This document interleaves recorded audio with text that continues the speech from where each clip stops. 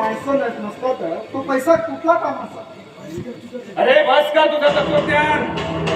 मला राजकारणाशिवाय दुसरा काहीच समजत नाही आणि मला समजून घ्यायचंही नाही.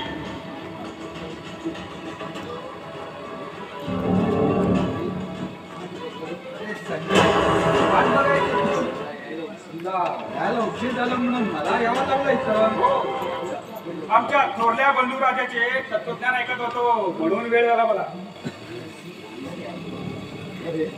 अरे वडील आजारी आहे तरी सुद्धा तुमचं फिरणं पाठी करणं बंद होत नाही का?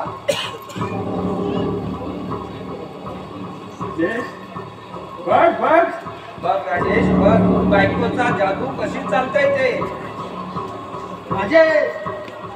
माझ्या घरात येऊन माझ्या बायकोबद्दल बोललं तर मला खपणार नाही ते.